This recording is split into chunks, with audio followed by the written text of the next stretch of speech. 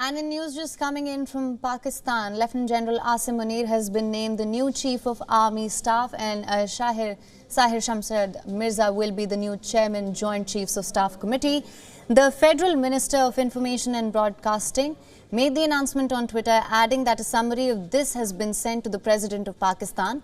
Lieutenant General Munir serves as the Quartermaster General of the Pakistan Army, a position which looks after the supplies of the army.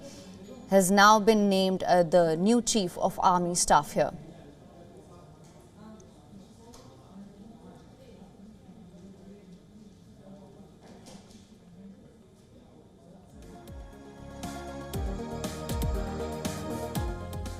And for more on this, we're now being joined by Pakistan Bureau Chief Anas Malik. Anas, thank you so much for joining us. Lieutenant General Asim Munir has been named the Chief of Army Staff. What can you tell us? Well, yes, Lieutenant General Asim Munir will be the new general to head the Pakistan Army come this 29th of November. Now, there is a technicality there because his retirement date is that of the 27th of November.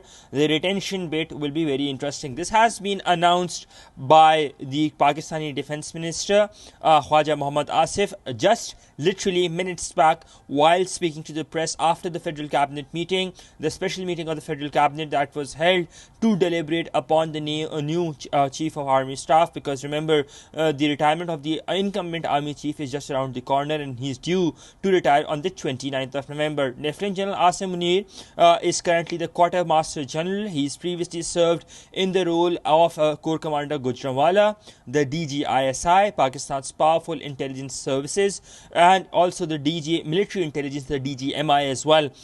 Additionally, they've also appointed Lieutenant General Sahir Shamsad Mirza as the Chairman Joint Chiefs of Staff Committee, and he will also be elevated to the position of a general, a 4-star general to be precise. Lieutenant General Sahir Shamsad Mirza is currently the commander of the 10 Corps that is based out of Rawalpindi, and he's also previously been the DGMO, the Director General Military Operations.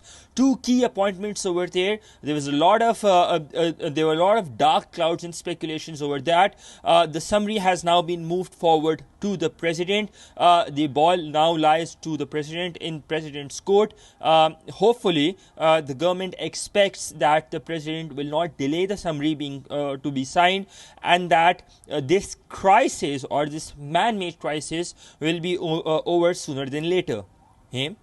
Absolutely, Anas. In fact, you also mentioned that we can expect an extension of term for Lieutenant General Asim Munir. How do you see that playing out?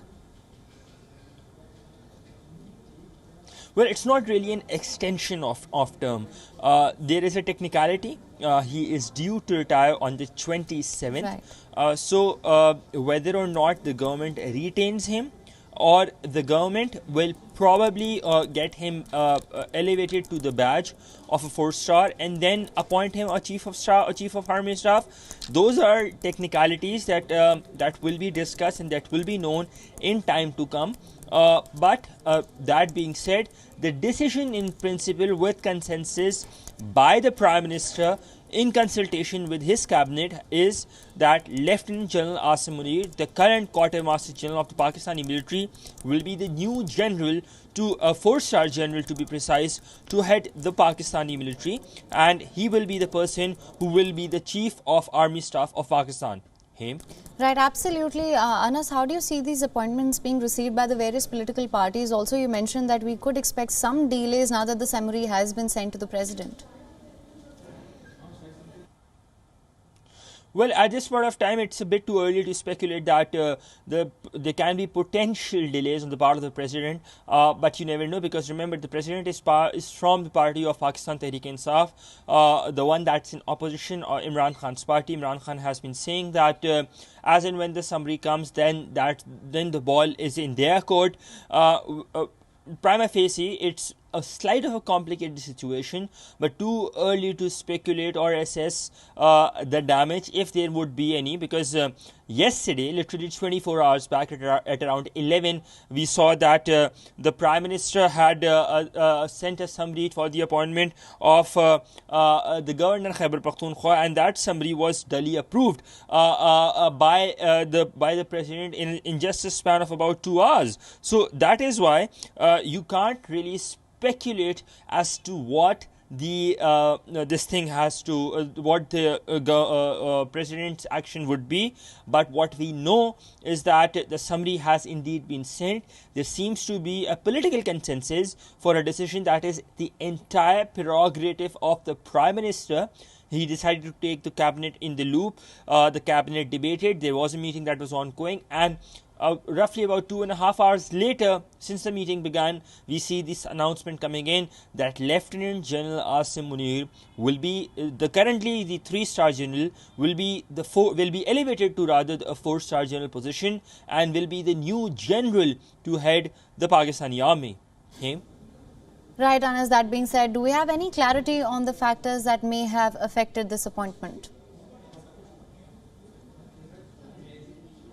Well, it's, as I said, he is actually the senior most general currently in the seniority list as well. But beyond that, as I said, it's the prerogative of the Prime Minister, and he has had an amicable and impressive portfolio, to be precise. As I said, he was the Director General Military Intelligence, the DGMI. Then he was the Director General ISI, Pakistan's powerful intelligence services chief. Then he was the Corps Commander Gujranwala. Currently he is serving in the capacity of the Quartermaster General on the administrative side of the Pakistani Army at the GHQ. So he's somebody who's been who knows the military and the work and the functions of its departments, be that be on the intelligence sector, be that be on the internal or external intelligence sector, both, and then the internal functions quite very well. He's commanded a corps as well, so that could have been an added advantage, but of course, as I said, this remains a prerogative of the Prime Minister as to who they choose to get, or who he or she chooses to be to the next chief is the one who is appointed. Right, absolutely. Now, the Pakistan Army's role has come under question in Pakistan politics many a times. How do you see the appointments affecting the landscape? Well, yesterday we saw the incumbent Pakistani Army Chief, General Bajwa, he made quite of an emotional farewell speech where he admitted that the role of Pakistani military had been for the past 7 decades in politics in one way or the other, and political interference from the military had been there, but, and that was a bigger but, where he said that last year, February 2021, the military as an institution had decided not to intervene or interfere in internal political matters, and for that to transpire into actions is something that General Asim Munir would have to really walk the talk. He would be having quite big of a responsibility to ensure that there is no political interference, because in case there is political interference from the institution, then that would be detrimental for the institutional's public image. Right. Anas, thank you so much for bringing us all the latest on this. WION is now available in your country. Download the app now. Get all the news on the move.